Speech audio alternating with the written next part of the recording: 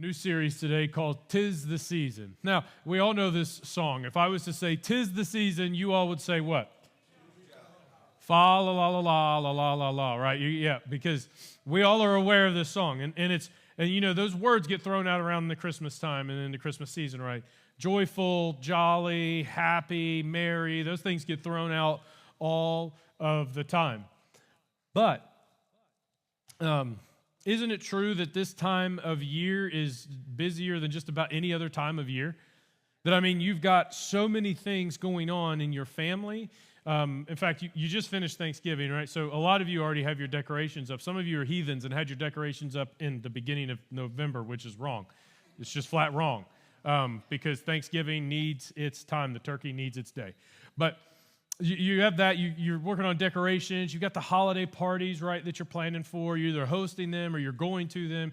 You got your business part, your business has their Christmas party that you're either going to or you're hosting or you're part of. You've got to buy gifts, right? You've got to prepare for work. Maybe because you need to buy gifts, you're working a little overtime now. You know, you're picking up some extra hours here and there because you want to buy gifts, and not just regular gifts. You want to buy the good gifts, right? You want to get the good stuff. And then you're looking for all of those things. So you're working on all of those different things. And then there's the holiday to-do list that just never ends, right? The holiday to-do list just never ends. And see, there's this thing that we say this time of year all the time. Anytime I talk with anybody, man, woman, family, big family, small family, doesn't matter. Everybody seems to say the same thing. They say things like, I'm so busy.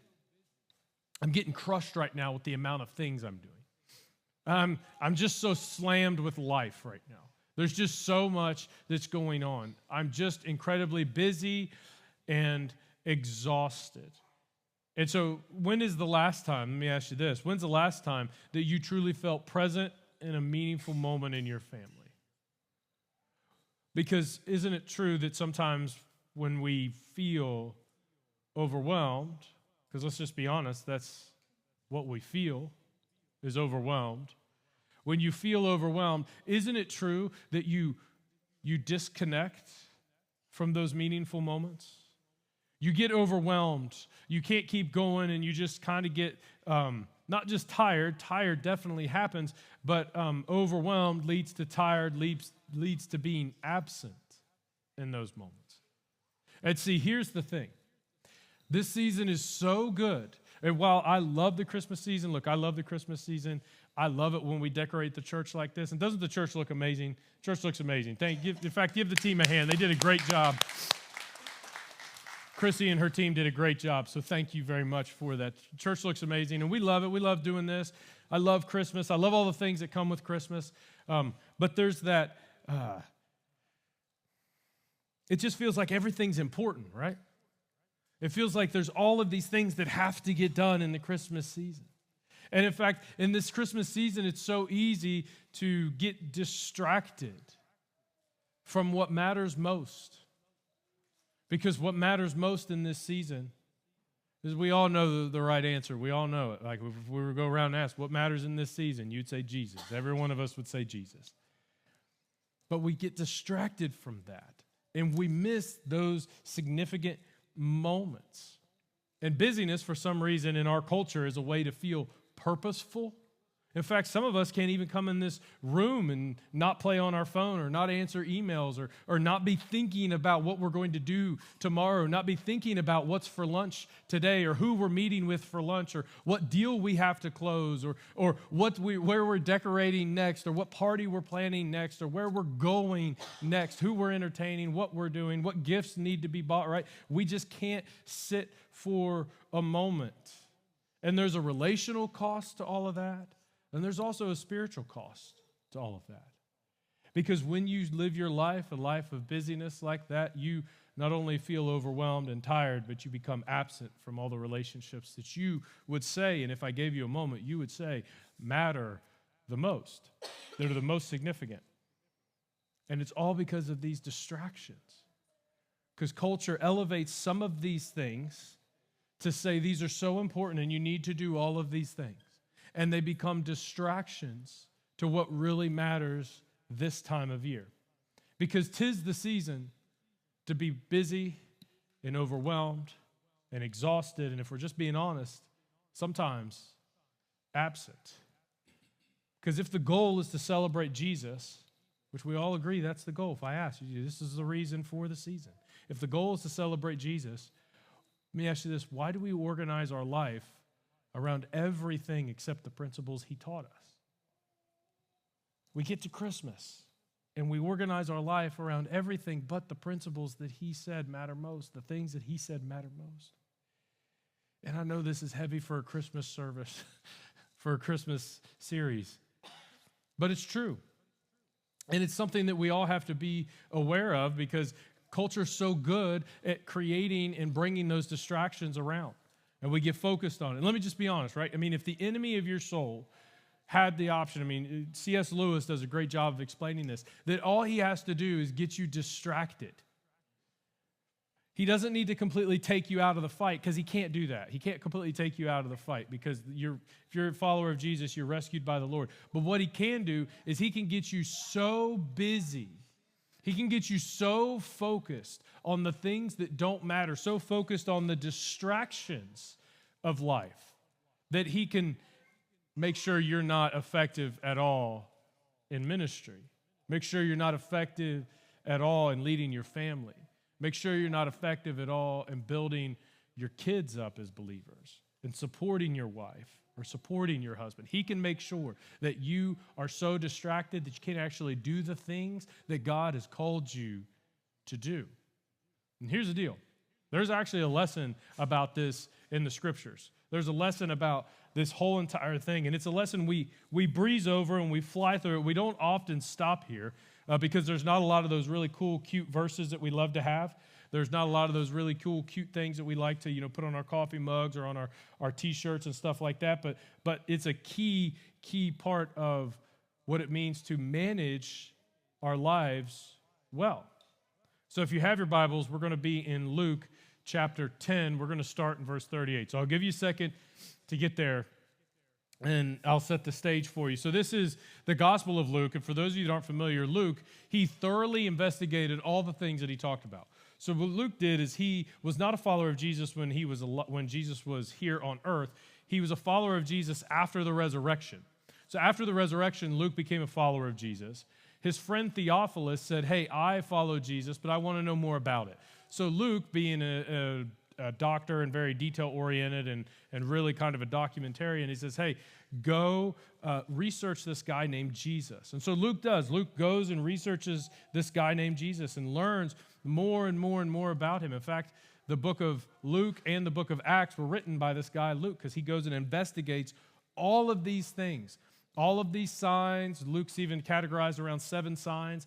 He investigates all of these things, and he says so that Theophilus or his friend might know that his faith is rooted in something real. So when you read these are eyewitness accounts of people sitting in the room, people existing in the space, spending time with Jesus, aware of it. And Luke comes and grabs Jesus or grabs the followers and says, hey, what happened? Who did he talk to? What did he say? Because this is the picture that he wants us to get. Luke thoroughly investigated all of these things.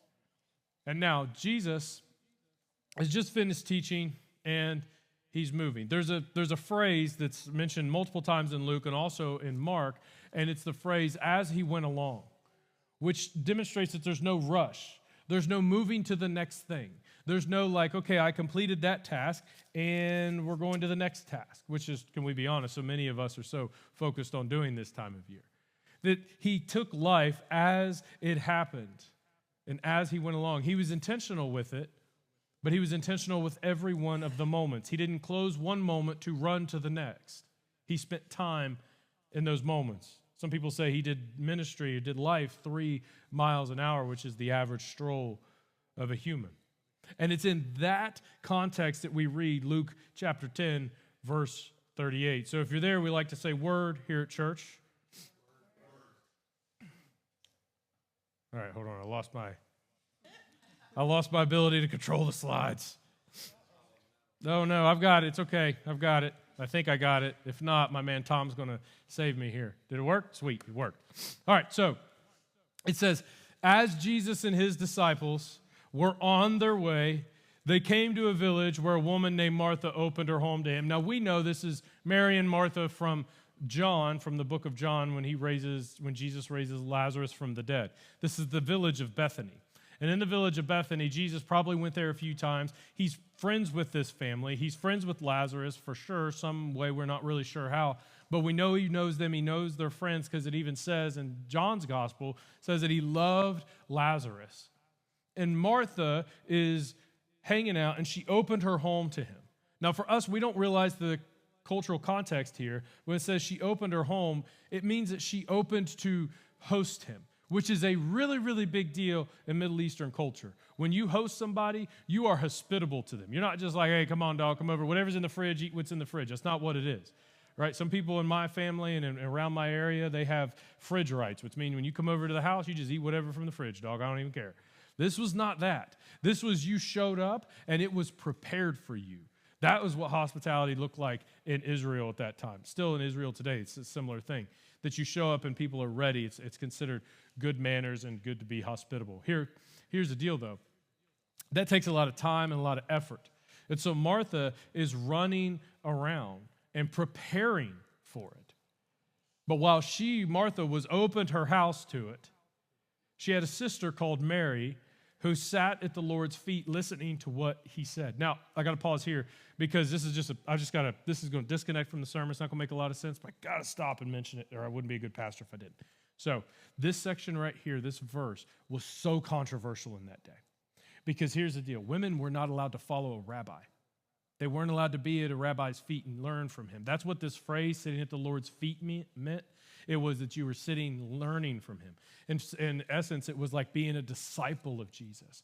And women in that day and age were not allowed to be disciples of a rabbi. But yet here Jesus is accepting a woman, totally countercultural today, or in that day and age, totally countercultural, where sitting down and inviting a woman to be at his feet and be a disciple of his, that she could learn and she could teach, and he doesn't rebuke her at all. He doesn't say you need to get back in the kitchen, you need to go do what you think, you need to go prepare the house. He doesn't say that. He allows her to be there. So I say all that because, ladies, if nothing else, you should follow Jesus because he had you in mind first before anybody else in culture did. Because he was concerned about you before anybody else in culture was. In fact, some of the principles that we take for granted in the Western culture are built upon Christian realities and truth that Jesus started 2,000 years ago about the value of women in the world and women in culture. So anyway, that's not part of the sermon. That's just kind of a little sliver I had to divulge, kind of break off there for a second. So Jesus has been with this family. He spent time with them, and here Mary is coming to his feet, sitting down like a disciple and learning what Jesus is teaching. But Martha, it says, was distracted. Martha was distracted by all the preparations that had to be made. Now, let's pause for just a second. How many of you have ever been distractions by preparations because somebody in the house? Y'all have been Thanksgiving before, right?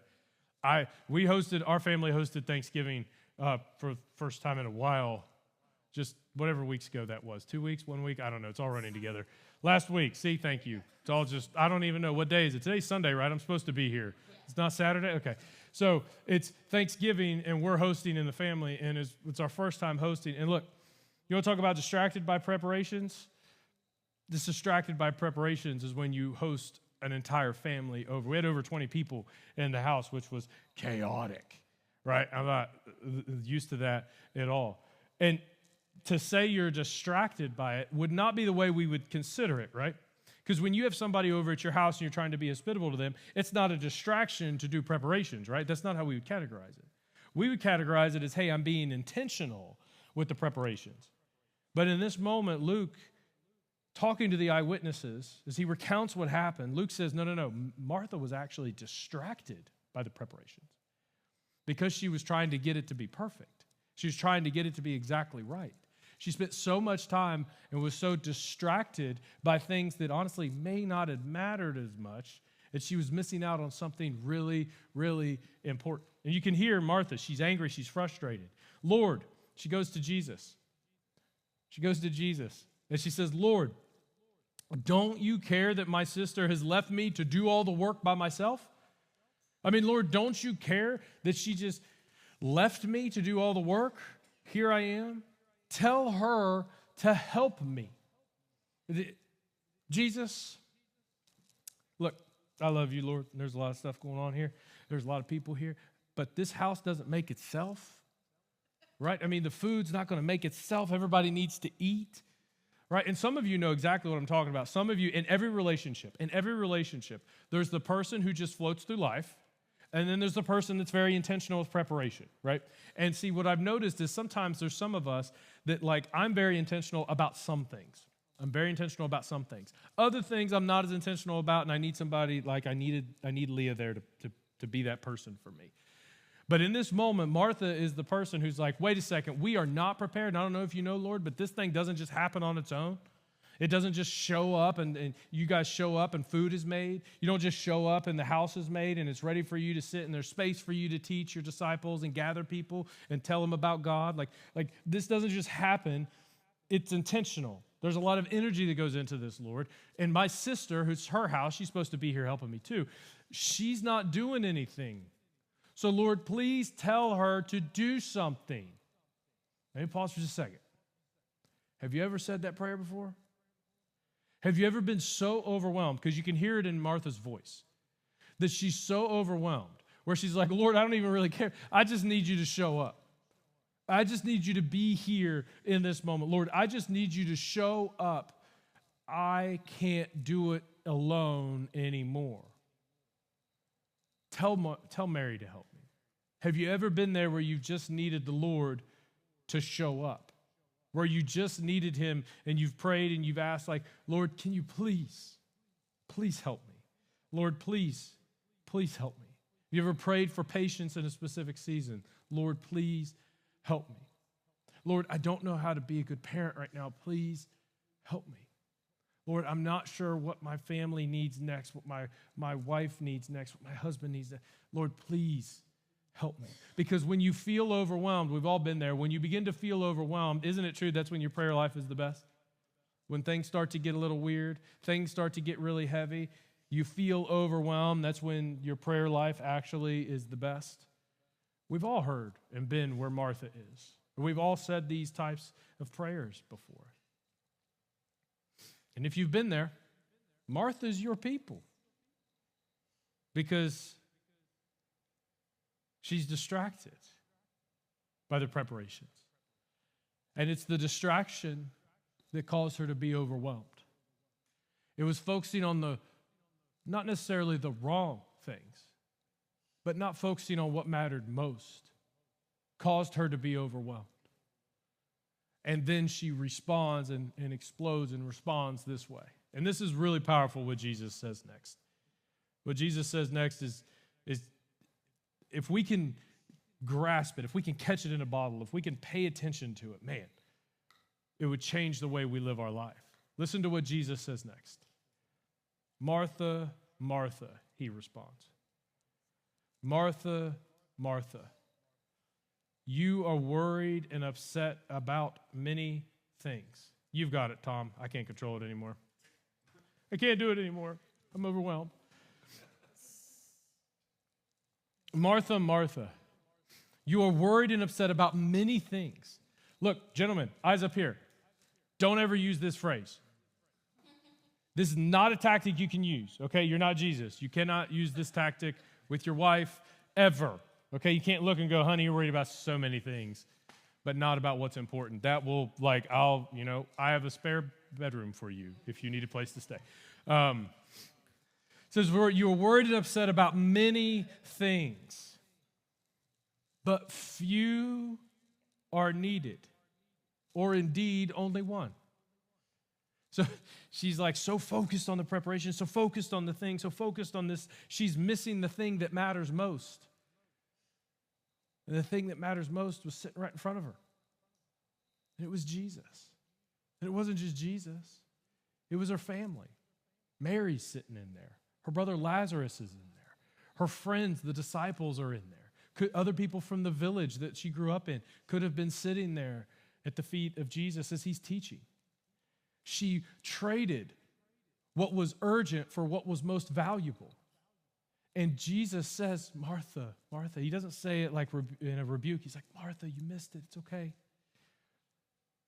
You've prepared, and I know you're distracted, and they're barking at you saying, it's got to look this way, it's got to be this way, it's got to be perfect. You're distracted, and that's okay.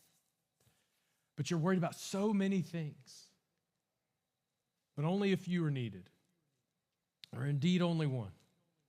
Mary, and he looks, I think he points at Mary and says, has chosen what is better. Not that the other things are bad. Not that preparing for the family is bad. Not that preparing for people to show up is bad. Not that getting the hospitality on point is bad. Let me say it to you. Not that all those extra hours you're working to buy the Christmas gifts is bad. Not that going to the holiday parties is bad. Not that spending so much extra time and effort in the evening to finish and close this project and close this deal is bad. Not that necessarily being distracted by your cell phone when you're hanging out in the evening with your family is necessarily bad. Not that your phone is bad, not that the game that you're watching is bad, not that the game that you're playing is bad, not that the hobby that you're doing right now is bad. Those things aren't bad, but if you're not careful, they become distractions. Why? Because you worry about many things, but not about what's important. What's important, Jesus says, is what Mary's doing. Mary's spending time with me, and Mary's spending time with the people she loves and cares about. So when it comes to tis the season, this season that we're in, there are only a few things that are needed. Maybe only one. And that is sitting time with Jesus and sitting with our family. And that will not be taken away from her. So in other words, I put it this way, you work really hard for your earthly things. You work really hard for the influence you have. In fact, that's why you're probably going to that Christmas party.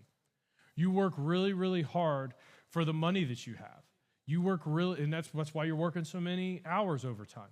That's why you're bringing home work. It's why you're bringing all the binders home and you're flipping them open and you're doing the budgets and you're preparing. You work really hard to make sure that it's successful. You work really, really hard to make sure that project is done and on point before you start your Christmas break.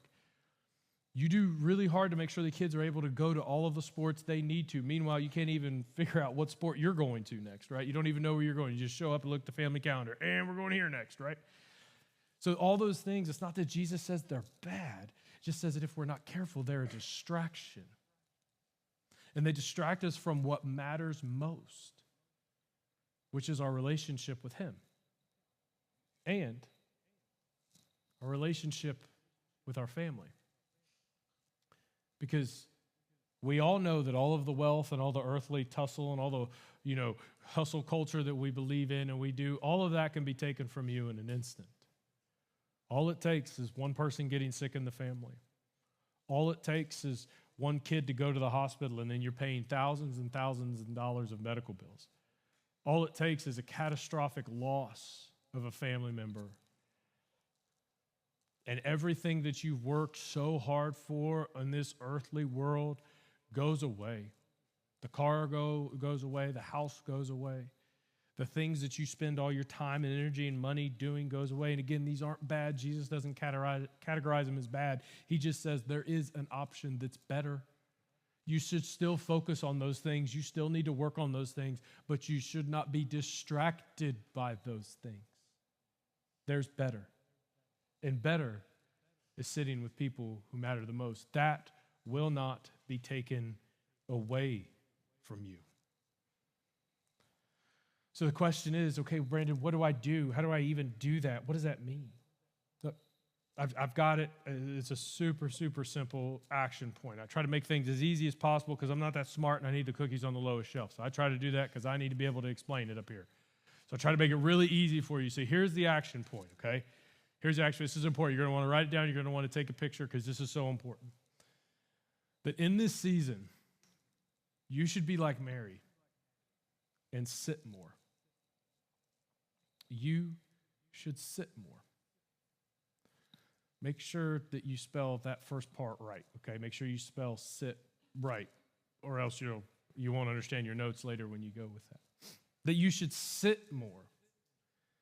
Not running to the next thing, not sprinting to the next moment, not getting distracted by all the preparations that you need to make, by the things that need to happen for the family for Christmas, or by the project that's happening at work, or where the kids are going next for their next. They got the recital, and then they got the play, and then after they play, they got the soccer, and after the soccer, they got the thing, right? Not getting distracted by those things, but rather sitting for just a moment, slowing down, being present in the moments that matter the most. And that's what Mary is doing. She recognized this is something I can never get back.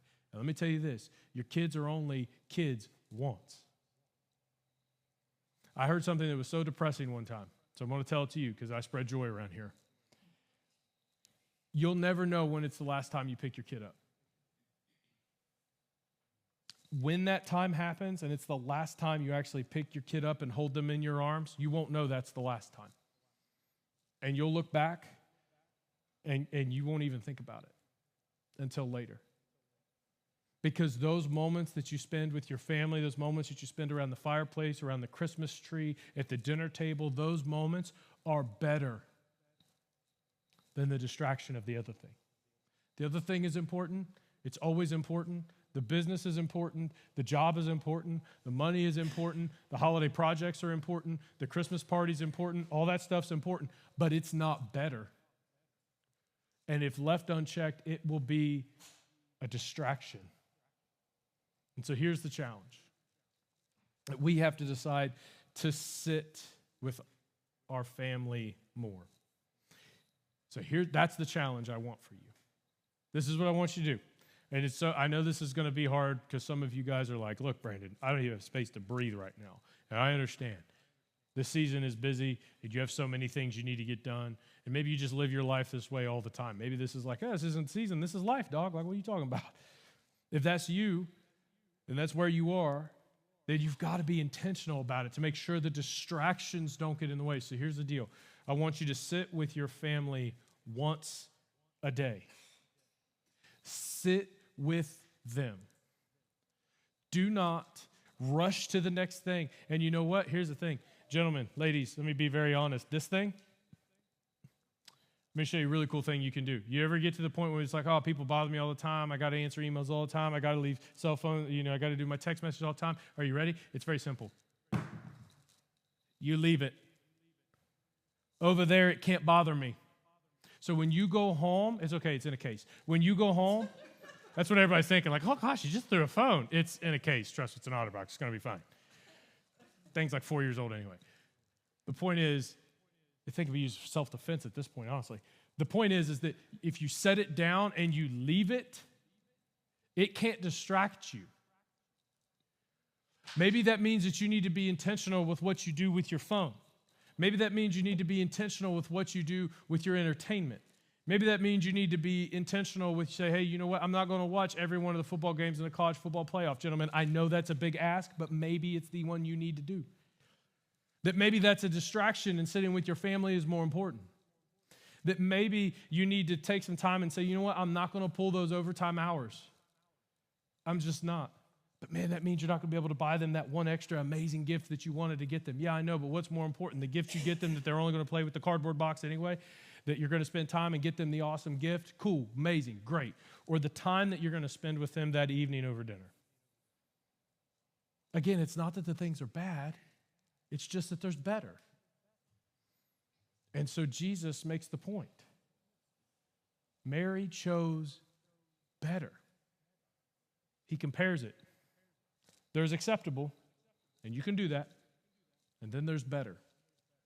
And so let's be a people and a group that is intentional about our time. And it's simple. Decide between the entire month of December. I know this is a really big lift, but I trust you guys can do it. The month of December, make a commitment that I'm going to sit with my family once a day. Whatever time it is, whatever works for you, that you sit with your family. That you sit down and you just say, you know what, dinner is going to be dinner. I do it in my family to the dismay of my children. because they would rather go play Fortnite or rather go do something or rather go do this. So I sit down and I say, we're going to do dinner together. And sometimes because they're just fiends, they'll show up and they'll get their food and then they'll want to go eat right away. Believe me, Dad does too. I'm worse about it. But I won't let them eat until everybody sits down and we get to the table. Why? Because I want to spend that intentional time with them. And it's the only time I can guarantee is there. So I'm intentional with it. And believe me, between the church and my day job, I've got things I can do. I've got distractions too. And sometimes they win. But in this season, I don't know about you, I'm going to choose what is better. What Christ said is better, which is time with Him and time with those who matter the most.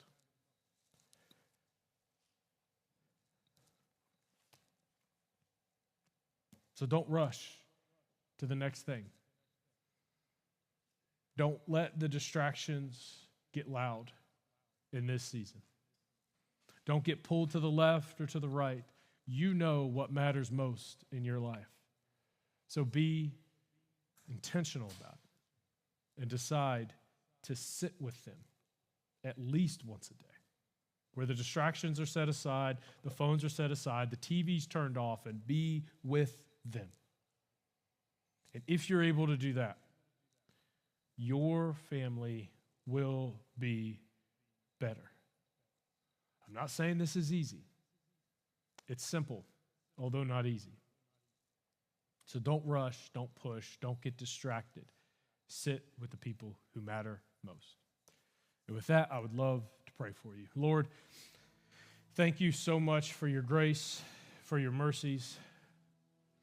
God, thank you.